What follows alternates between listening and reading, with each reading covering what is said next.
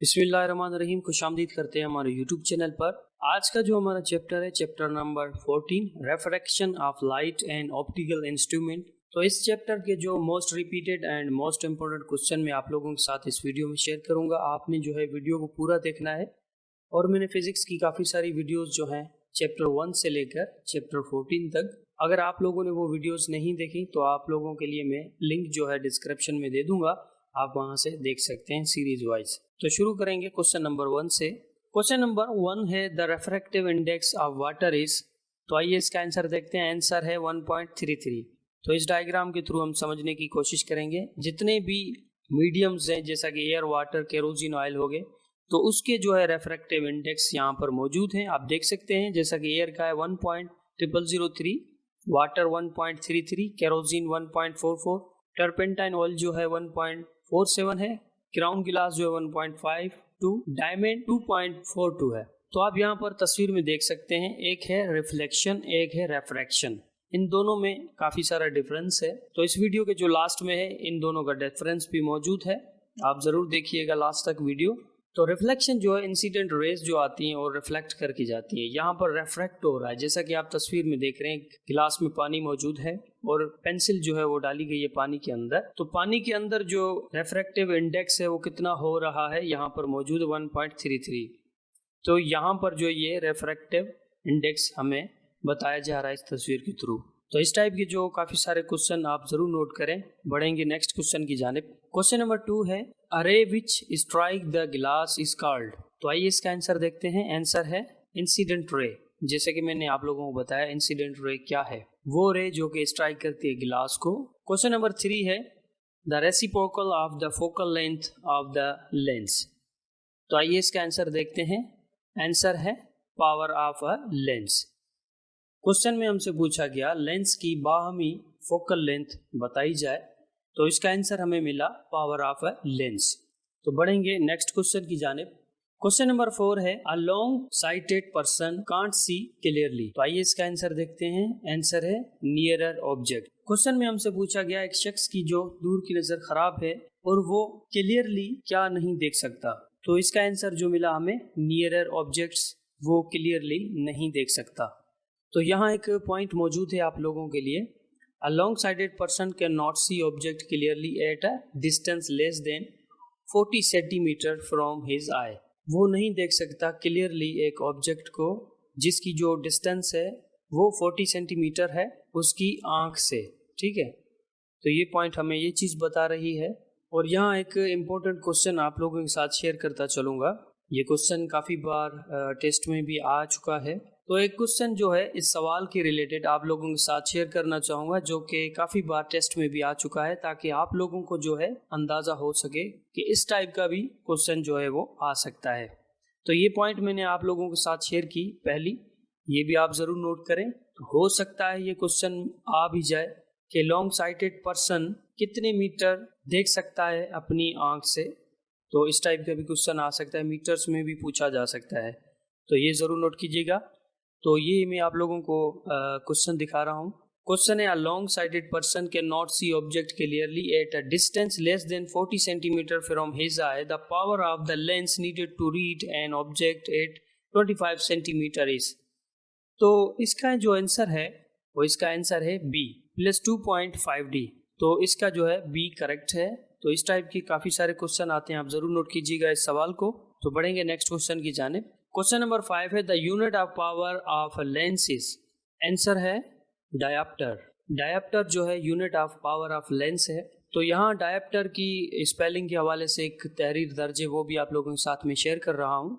अ dioptre British spelling है और dioptre यानी कि इसमें TER का जो है फ़र्क आ रहा है, ये है American spelling. Is a unit of measurement of the optical power of a lens और कर्व्ड मिरर। ये एक यूनिट है ऑप्टिकल लेंस का और कर्व्ड मिरर का, which is equal to the reciprocal of the focal length. ये equal है बाहमी फोकल लेंथ के हवाले से। Measured in metre, one dioptre equal 1 metre minus square. It is thus a unit of reciprocal length। तो one dioptre जो है equal है 1 मीटर माइनस स्क्वायर के, ये जरूर नोट कीजिएगा। एक और पॉइंट यहाँ पर शो करने लगा हूँ। तो ये डायोप्टर्स है, इमेज डिस्टेंस कितनी होती है डायोप्टर्स की। तो डायोप्टर जो है यूनिट ऑफ लेंस है। जीरो डायोप्टर जो है वो 200 सेंटीमीटर के इक्वल है एंड 200 सेंटीमीटर 78.7 इंचेस के इक्वल है। तो ये सारी लिस्ट मौजूद है, तो आप ज़रूर नोट करें यहाँ पर, या फिर इसका स्क्रीनशॉट आप ले सकते हैं अपने पास। तो बढ़ते हैं नेक्स्ट क्वेश्चन की जानिब। क्वेश्चन नंबर 6 है, if the focal length of the lens is 1 metre then is power will B.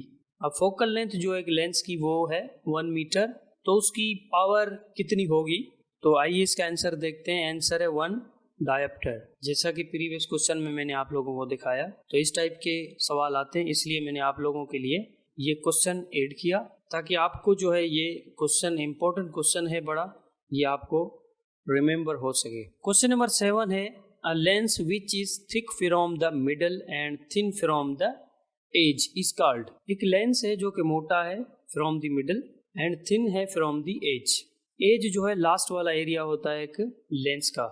जिनकी आईसाइट जो है वो वीक होती है और उनके जो लेंसेज होते हैं वो बीच में से तो मोटे होते हैं लेकिन साइड से जो वो थिन होते हैं। तो आइए इसका आंसर देखते हैं। आंसर है कॉन्वेक्स लेंस। तो कॉन्वेक्स लेंस का मैंने प्रीवियस चैप्टर में भी आप लोगों को बताया था, तो तभी मैं आप लोगों को कहता हूँ कि वीडियो को जो है पूरा देखा करें ताकि आपको अच्छे से अंडरस्टैंडिंग हो सके। इतनी लंबी जो है वो वीडियोस नहीं होती। मेरी पूरी कोशिश है कि शॉर्ट टर्म में आप लोगों को ज़्यादा से ज़्यादा सिखाया जाए। तो कॉन्वेक्स लेंस की एक पॉइंट आप लोगों के साथ में शेयर करना चाहूँगा। Convex lens makes object look larger and further away. Convex lens जो है एक ऑब्जेक्ट को लार्जर बनाते हैं। Convex lens is correct for sightedness. Convex lens जो है वो साइडनेस जो है करेक्ट करने के लिए होती है, जिसकी नज़र कमज़ोर वगैरह होती है तो उसको कॉन्वेक्स लेंस लगते हैं। A concave lens makes object look similar and closer. तो कॉनकेव लेंस जो है वो नियर साइडनेस के लिए है, जैसा कि नज़दीक की नज़र जो है किसी की कमज़ोर हो तो उसको जो है वो कॉनकेव लेंसेस लगते हैं। तो जैसा कि इस तस्वीर में आप लोग देख सकते हैं कॉन्वेक्स एंड कॉनकेव लेंस का डिफरेंस। तो कॉनकेव लेंस के सामने हमने एक ऑब्जेक्ट रखा जो कि बहुत ही क्लोज है, तो इसने क्या किया, ये सेम ही है। आप यहाँ पर ना देखें कि ये दो बल्ब हैं, ये सेम ही ऑब्जेक्ट है, बट यहाँ पर ये दिखाया गया है इस तस्वीर में कि इस कॉनकेव लेंस ने क्या किया है कि इसको थोड़ा दूर करके इस आंख को दिखाया है। तो अब बात करेंगे कॉन्वेक्स लेंस की। एक ऑब्जेक्ट को जो है वो दूर रखा गया है, तो कॉन्वेक्स लेंस ने क्या किया, इस ऑब्जेक्ट को यानी इस बल्ब को जो कि दूर पड़ा हुआ है उसको नज़दीक करके दिखा दिया इस आई को। तो आपने जो है इमेज ऑफ ऑब्जेक्ट पे दोनों के जो लेंसेज हैं उन पे आपने फोकस करना है, फिर जाके आपको अच्छे से अंडरस्टैंडिंग हो जाएगी कॉन्वेक्स लेंस की एंड कॉनकेव लेंस की। तो एक और एग्जांपल यहाँ पर मौजूद है, ये है कॉन्वेक्स लेंस, जैसा कि आप लोगों ने रियल लाइफ में देखे भी होंगे। तो ये एक बेस्ट एग्जांपल है कॉन्वेक्स लेंस की। तो उम्मीद करता हूँ ये क्वेश्चन जो है आप लोगों को अच्छे से समझ आ गया होगा। बढ़ते हैं नेक्स्ट क्वेश्चन की जानिब। क्वेश्चन नंबर 8 है, simple covering lens is used in. तो आइए इसका आंसर देखते हैं। आंसर है अ मैग्नीफाइंग ग्लास। तो इस तस्वीर के थ्रू हम मैग्नीफायर को देख सकते हैं, जैसा कि इस क्वेश्चन में हमसे पूछा गया अ सिंपल कवरिंग लेंस, ये है covering lens is used in. तो हमें जो आंसर मिला था मैग्नीफाइंग ग्लास, जैसा कि मैग्नीफाई करके हम इस अंट को जो है इस मैग्नीफायर के थ्रू हम देख सकते हैं वेरी क्लियरली। तो बढ़ेंगे नेक्स्ट क्वेश्चन की जानिब। क्वेश्चन नंबर 9 है, अ concave lens is used in. तो आइए इसका आंसर देखते हैं। आंसर है स्पेक्टिकल फॉर शॉर्ट साइडनेस। तो इस तस्वीर के थ्रू हम देखना चाहेंगे, जैसा कि मैंने प्रीवियस क्वेश्चन में आप लोगों को बताया कि कॉनकेव लेंस जो है किस लिए यूज होता है, जिसकी जो है नज़दीक की नज़र कम हो उसके लिए ये कॉनकेव लेंस होता है। क्वेश्चन नंबर 10 है, when light from the air enters water it bends toward the normal due to. Question में हमसे पूछा जा रहा है जबकि लाइट आती है एयर से और इंटर होती है वाटर के अंदर एंड बेंड हो जाती है टुवर्ड द नॉर्मल। तो आइए इसका आंसर देखते हैं। आंसर है रिफ्रैक्शन। तो इस डायग्राम के थ्रू मैं समझाना चाहूँगा ये question. Refraction from air to water, incident ray एक आ रही है जो कि वाटर के अंदर जा रही है, तो इस बाहर वाले एरिया को जो है वो रेयर मीडियम कहा जाता है जो कि एयर में मौजूद होता है, और पानी के अंदर जो है वो डेंसर मीडियम कहा जाता है। तो ये एक नॉर्मल पॉइंट है जहाँ पर आप देख सकते हैं डॉट डॉट लाइन्स हैं, तो क्वेश्चन में हमसे यही कहा गया था बेंड टुवर्ड द नॉर्मल। ये बेंड टुवर्ड द नॉर्मल हो रही है रिफ्रैक्टेड रे, जो कि रिफ्रैक्ट हो गई, रिफ्लेक्ट नहीं हुई, रिफ्रैक्ट हो गई। तो ये रिफ्रैक्शन का एक बेस्ट डायग्राम था जो मैंने आप लोगों के साथ शेयर किया। उम्मीद करता हूँ ये क्वेश्चन आप लोगों को क्लियर हो गया होगा। अब बढ़ेंगे नेक्स्ट क्वेश्चन की जानिब। Question number 11, the refractive index of a medium depends upon the. तो आइए इसका आंसर देखते हैं, फिर इस क्वेश्चन को थोड़ा समझने की कोशिश करेंगे। आंसर है नेचर ऑफ द मीडियम। तो कुछ पॉइंट्स से मैं आप लोगों के साथ शेयर करना चाहूँगा इसमें। ये टेबल आप ज़रूर देखिएगा। फैक्टर्स, डिस्क्रिप्शन एंड एग्जाम्पल्स भी मैंने आप लोगों के साथ इस टेबल में शेयर किए हैं। पहला हमारे पास है डेंसिटी। तो डिस्क्रिप्शन डेंसिटी की क्या है? The mass of particle in the medium. Water has a higher refractive index than air. Air से ज़्यादा हायर रेफ्रैक्टिव इंडेक्स रखता है पानी।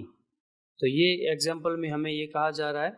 अब नेक्स्ट है हमारे पास जो कि यहाँ पर मौजूद है composition, type of atom molecule in the medium. इसको कंपोजिशन कहते हैं। तो इसका एग्जाम्पल है diamond has a higher refractive index than glass. जैसा कि डायमंड जो है वो हायर रेफ्रैक्टिव इंडेक्स रखता है और गिलास जो है वो कम रेफ्रैक्टिव इंडेक्स रखता है। अब है next wavelength of light, the colour of frequency of light passing through. तो वेवलेंथ ऑफ लाइट ये है। तो आगे एग्जाम्पल है blue light refract more than red light in glass. Blue light जो है वो रेड से ज़्यादा रेफ्रेक्ट करती है, वो भी गिलास के अंदर। तो नेक्स्ट है हमारे पास temperature, the temperature of the medium. Hot air has a lower refractive index than cold air. Hot air जो है वो लोअर रेफ्रैक्टिव इंडेक्स रखती है, कोल्ड एयर जो है वो ज़्यादा रेफ्रैक्टिव इंडेक्स रखती है। ये हम टेम्परेचर की बात कर रहे हैं यहाँ पर। तो नेक्स्ट हमारे पास है pressure, the pressure apply to the medium. हम एक मीडियम से प्रेशर अप्लाई कर रहे हैं तो रेफ्रैक्टिव इंडेक्स चेंज होके कंप्रेस्ड एयर में तब्दील हो रहा है। तो नेक्स्ट है हमारे पास external field, presence of electric magnetic field in the medium. तो एग्जांपल क्या है? Refractive index change in an electromagnetic field. तो नेक्स्ट है स्टेट, जिसमें आते हैं solid, liquid, gas. The physical state of the medium. Physical state क्या है एक मीडियम का? एग्जाम्पल है हमारे पास ice has a slightly different refractive index than liquid water. Ice का जो है वो डिफरेंट रेफ्रैक्टिव इंडेक्स है देन लिक्विड वाटर से। लास्ट है हमारे पास प्योरिटी, प्रेजेंस ऑफ इम्प्योरिटीज और foreign particle in the medium. तो एग्जाम्पल है हमारे पास pure glass has a consistent refractive index. Pure glass का जो है वो कंसिस्टेंट रेफ्रैक्टिव इंडेक्स है। तो ये कुछ अहम तरीन पॉइंट्स थे और फिगर्स थे, मैंने आप लोगों के साथ शेयर किए रेफ्रैक्टिव इंडेक्स के हवाले से। तो क्वेश्चन में हमसे यही पूछा गया था, the refractive index of a medium depends upon the nature of the medium. तो आपने ये सारे टेबल्स के थ्रू आपने एग्जाम्पल देखे, फैक्टर्स एंड डिस्क्रिप्शन भी देखे। तो ये नेचर ऑफ द मीडियम है। जैसा कि नेचुरल मीडियम के साथ क्या ताल्लुकात हैं रेफ्रैक्टिव इंडेक्स के, वो सारे इस टेबल में आप लोगों के साथ मैंने शेयर किए। तो यही मकसद था इस क्वेश्चन का। तो बढ़ेंगे नेक्स्ट क्वेश्चन की जानिब। क्वेश्चन नंबर 12 है the angle of incident from which the value of angle of refraction is 90 is called. तो आइए इसका आंसर देखते हैं। आंसर है क्रिटिकल एंगल। तो ये डायग्राम आप लोगों के साथ शेयर करूंगा ताकि ये क्वेश्चन जो है आप लोगों को आसानी से समझ आ सके। तो वो हमें इंसिडेंट रे चाहिए जिसका रेफ्रैक्शन एंगल जो हो वो 90 हो। तो यहाँ पर जो है आप देख सकते हैं ये सेंटर वाला जो है इसका रेफ्रैक्शन एंगल जो है वो 90 है। तो यहाँ पर एक पॉइंट लिखी हुई है वो भी आप लोगों के साथ में शेयर करता हूँ। If the angle of incident is equal to the critical angle, अगर एंगल है इंसिडेंट का वो इक्वल है टू द क्रिटिकल एंगल के, the light refract at 90 to the normal. Light जो है वो रेफ्रैक्ट करेगी एट द 90 एंड नॉर्मल। जैसा कि इस तस्वीर में आप लोग देख रहे हैं 90 का एंगल यहाँ पर जो है वो बन रहा है एक रेफ्रैक्शन एंगल का। तो ये डायग्राम जो है आप लोगों को इसलिए दिखा रहा हूँ ताकि ये क्वेश्चन जो है आप लोगों को आसानी से समझ आ सके, क्योंकि विजुअल के थ्रू आप एक क्वेश्चन को देखेंगे और स्टडी करेंगे तो आपको ये पॉइंट्स जो हैं वो याद रहेंगी। तो दोबारा से इस क्वेश्चन को समझने की कोशिश करेंगे। The angle of incident for which the value of angle of refraction is 90 is called। तो हमें जो आंसर मिला था वो क्रिटिकल एंगल मिला था।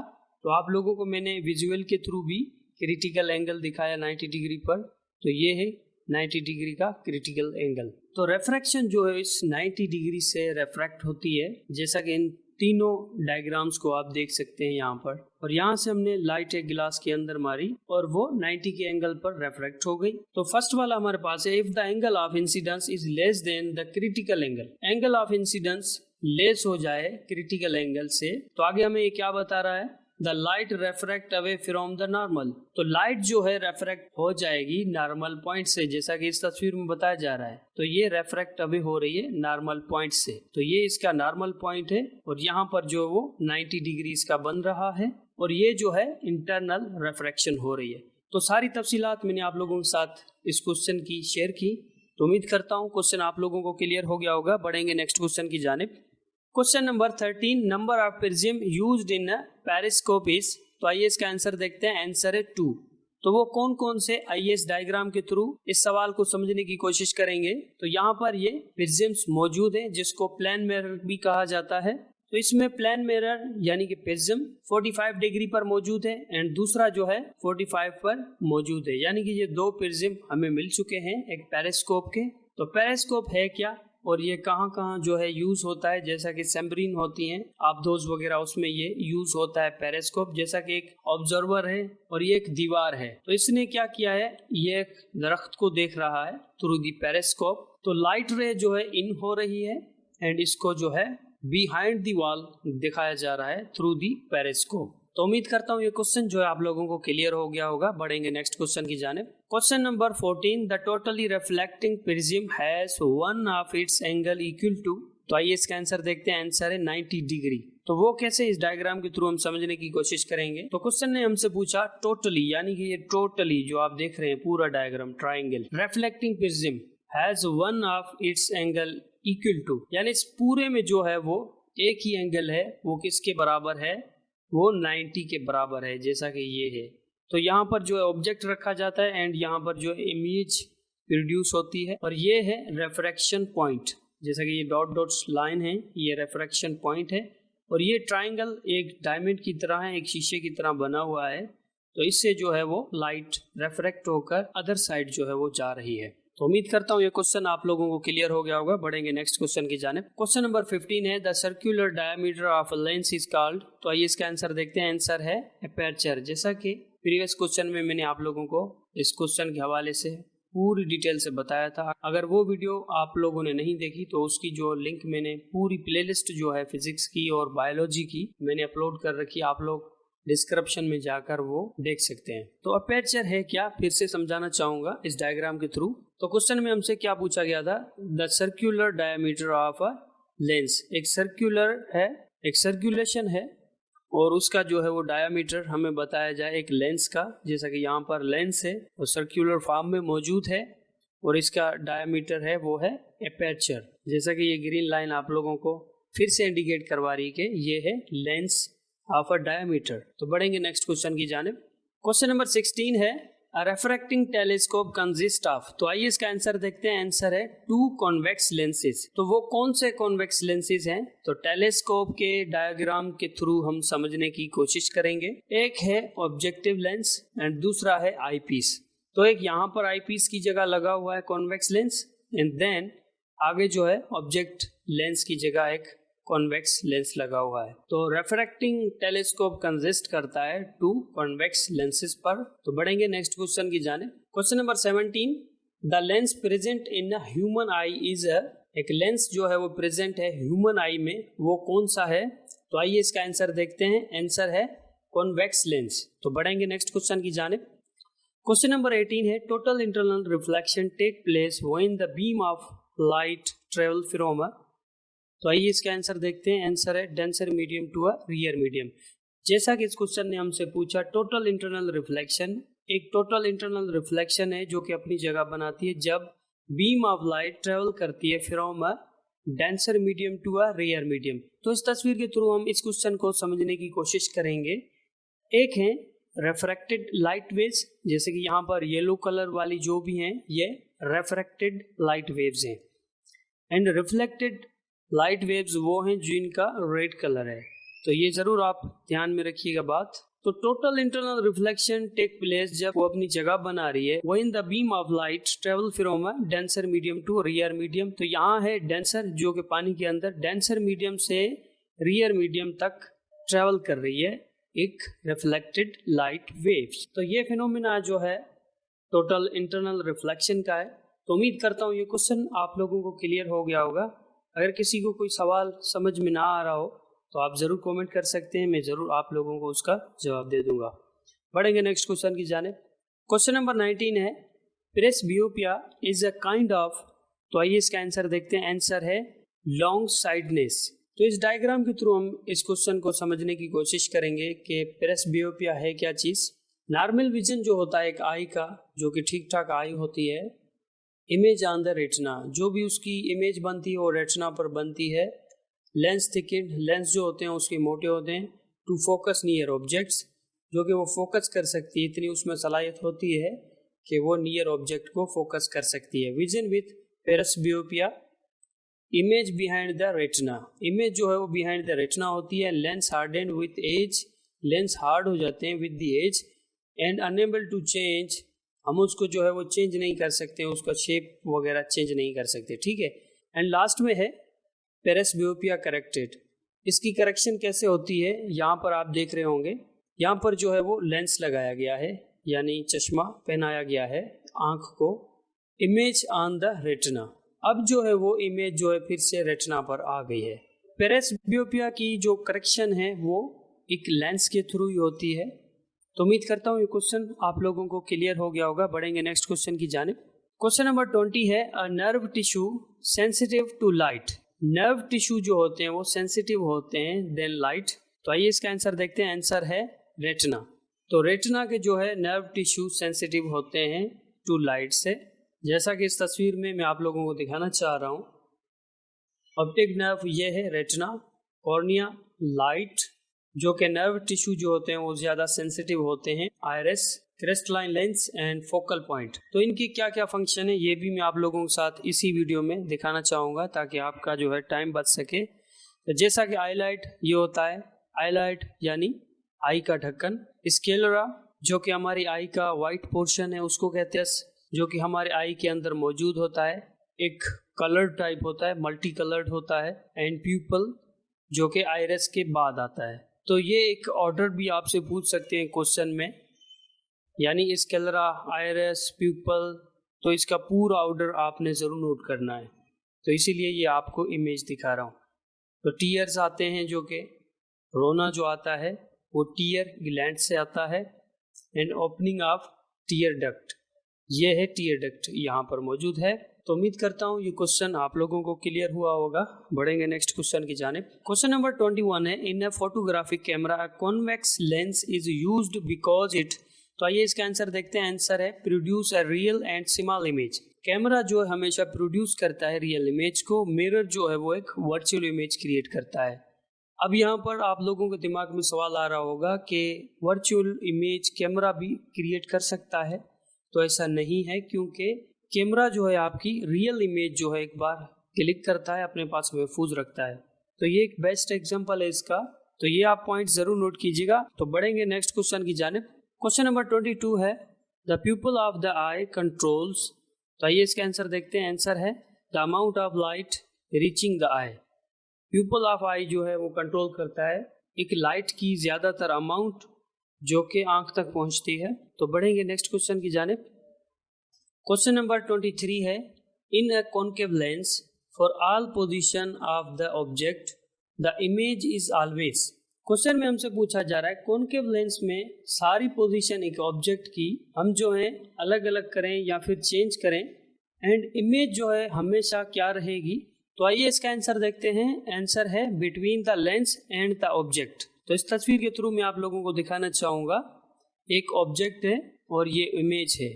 तो इसकी ऑब्जेक्ट की जो है वो पोजीशन चेंज कर ली जाए तो इमेज की जो पोजीशन है वो हमेशा between the object and lens रहेगी, यानी कि ऑब्जेक्ट एंड लेंस के बीच में हमेशा इमेज रहेगी। एंड लास्ट में जो है हम डिफरेंसेस की बात करेंगे, जैसा कि रिफ्लेक्शन एंड रिफ्रैक्शन में क्या डिफरेंसेस हैं। And camera and human eye में क्या डिफरेंस है। तो डिफरेंसेस को जो है आप ज़रूर पढ़ा करें, क्योंकि काफ़ी ये हेल्पफुल होते हैं अंडरस्टैंडिंग में। तो आइए देखते हैं differences between refraction and reflection को। तो ये डिफरेंसेस की टेबल हमारे पास मौजूद है, उसकी हेडिंग है फर्स्ट में आप देखेंगे एस्पेक्ट, रिफ्लेक्शन एंड रिफ्रैक्शन। तो बात करते हैं डेफिनेशन की, यहाँ पर मौजूद है light bounce back from a surface. ये एक छोटी सी डेफिनेशन है रिफ्लेक्शन की। अब रिफ्लेक्शन की डेफिनेशन पढ़ेंगे। Light bends when it goes through material. Light bend होती है जब वो मटेरियल की तरफ जाती है, कोई भी मटेरियल हो सकता है। तो यहाँ पर डेफिनेशन के नीचे एग्जाम्पल है, look at yourself in a mirror, ये रिफ्लेक्शन की बात कर रहा है। रिफ्रैक्शन में putting a straw in a glass of water, जैसे कि प्रीवियस क्वेश्चन में आप लोगों ने देखा होगा कि पेन थी गिलास में जो कि रिफ्रैक्ट हो रही थी पानी के अंदर। और नेक्स्ट है पाथ ऑफ लाइट, लाइट का पाथ, bounce off the surface reflection के अंदर। रिफ्रैक्शन में bend as it enters a new material, ये जब बेंड होती है, जब इंटर होती है न्यू मटेरियल में। एंगल ऑफ लाइट, तो एंगल ऑफ लाइट रिफ्लेक्शन का क्या है, angle of incident equal angle of reflection. Incident का जो एंगल होता है वो, और दूसरा रिफ्लेक्शन वाला एंगल, ये दोनों इक्वल हो, तो ये है reflection. Angle change as light bend, angle change होता है जैसे लाइट बेंड हो। मिरर एंड लेंसेज की हम बात करेंगे। तो रिफ्लेक्शन में मिरर एंड लेंसेज हमें क्या बता रहे हैं, reflection is used in mirror and refraction is used in lenses. Common occurrence aspect में आते हैं, seeing your reflection like in mirror और स्टिल वाटर, आप अपना जो चेहरा देख सकते हैं एक मिरर में और एक खड़े हुए पानी में, उसमें जो है वो चेहरा आपका नजर आएगा, ये है रिफ्लेक्शन। एंड रिफ्रैक्शन में कॉमन अक्यूरेंस क्या है, लाइट पासिंग थ्रू गिलास और वाटर, लाइट पास करती है गिलास से या फिर वाटर से। लास्ट में हमारे पास फेनोमेना है, law of reflection explain how angle change. Law of reflection हमें बताता है कि एंगल कैसे चेंज होगा। तो बात करेंगे last phenomenon of refraction, Snell's law explain how. Snell's law कहता है हाउ, यानी कि बैंड कैसे हुई। तो ये कुछ डिफरेंसेस थे इन table form reflection and refraction के।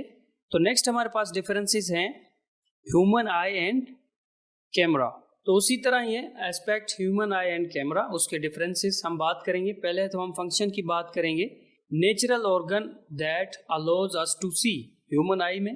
अब कैमरा की बात करेंगे, device that capture and record image. अब लेंसेज में आते हैं, has a fixable lens that adjust focus, fixable lens है हमारे जो आई में है। और कैमरा में has a fixed lens that can be adjust for focus, हम उसको एडजस्ट कर सकते हैं, लेंस को निकाल सकते हैं, बड़ा वाला लेंस लगा सकते हैं कैमरे में। ये एक लेंस के हवाले से ह्यूमन आई एंड कैमरा में ये एक बड़ा डिफरेंस है। जैसा कि आप ह्यूमन आई में बड़ा लेंस यानी कि ज़्यादा पिक्सल वाला लेंस नहीं लगा सकते। और थर्ड है image formation, forms image on retina at the back of the I. Image जो हमारी फॉर्म होती है रेटिना पर, जो कि बैक साइड ऑफ द आई है। अब कैमरा की हम बात करेंगे, forms image on a sensor और फिल्म। इमेज फॉर्म होती है सेंसर पर, यहाँ पर उसकी फिल्म पर। Resolution, high resolution in central area fovea, जिसको फोविया कहते हैं। वैसे ही आंख में जो हाई रेजोल्यूशन होती है। अब कैमरा की रेजोल्यूशन की हम बात करेंगे, फिक्स्ड है ये रेजोल्यूशन जो है, जैसा कि 4 मेगापिक्सल, 16 मेगापिक्सल, 100 मेगापिक्सल, कैमरा की जो रेजोल्यूशन फिक्स होती है। Fixed resolution determined by the sensor. Next है field of view, wide field of view with peripheral vision. और कैमरा में है limited field of view determined by the lens, इसमें limited field view है। और human eye में जो है वाइड फील्ड ऑफ व्यू है। और नेक्स्ट है हमारे पास colour vision, can give a wide range of colour. और कैमरा में colour range determined by sensor and settings. Common sense की बात है बिल्कुल, ह्यूमन आई में जो है एक नेचुरली कलर होते हैं, और कैमरा में जो है सेंसर से या फिर सेटिंग के थ्रू हम कलर वगैरह चेंज कर सकते। तो आई में जो है डेफिनेटली कलर चेंज वगैरह नहीं होते। Low light vision adjust to low light condition night vision, ये ऑटोमेटिकली जो है एडजस्ट होती है ह्यूमन आई में। हमारा जो प्यूपल होता है वो नाइट के टाइम जो है बड़ा हो जाता है, एंड जब लाइट पड़ती है ज़्यादा, हम सूरज की तरफ देखेंगे हमारी आंखें बंद हो जाती हैं, तो वो प्यूपल जो है वो छोटा सा हो जाता है। तो ये एडजस्टमेंट है एक ह्यूमन आई की। और कैमरा में जो है needs additional light in low light condition. Additional light जैसा कि हमारे मोबाइल के कैमरा के साथ एक लाइट आती है, ठीक है, टॉर्च लाइट, तो वो एक एडिशनल लाइट है। तो कैमरा में ये डिफरेंस आ गया। और लास्ट में हमारे पास आ गया brain processing, sends signals to the brain for interpretation. And camera का जो डिफरेंस है लास्ट वाला, captured images can be processed by software. इसके जो इमेजेस कैप्चर्ड होती है ना, बाय द सॉफ्टवेयर होती है। तो ये कुछ डिफरेंसेस थे और कुछ एमसीक्यूज मैंने आप लोगों के साथ चैप्टर नंबर 14 जिसका नाम था refraction of light and optical instrument, तो इसके अहम तरीन क्वेश्चन मैंने आप लोगों के साथ शेयर किए। उम्मीद करता हूँ ये वीडियो आप लोगों को हेल्पफुल लगी होगी। तो इजाज़त मांगने से पहले एक छोटी सी गुजारिश करूँगा कि हमारे यूट्यूब चैनल को ज़रूर सब्सक्राइब करें ताकि स्टडी के रिलेटेड अपडेट्स 1 बाय 1 नोटिफिकेशन के ज़रिए आपको मिलती रहें। तो हमारा नेक्स्ट चैप्टर है chapter number 15, nature of light and electromagnetics spectrum. तो इसके अहम तरीन क्वेश्चन मैं आप लोगों के साथ इस वीडियो में शेयर करूँगा। और जो मेरी वीडियोज़ हैं वो रात 8 बजे से 9 बजे के बीच में आती हैं, तो आप ज़रूर सब्सक्राइब करें ताकि आपको स्टडी के रिलेटेड बेहतरीन कंटेंट मिल सके। तो मिलते हैं नेक्स्ट चैप्टर के साथ, तब तक के लिए मुझे इजाज़त दें। खुदा हाफिज़।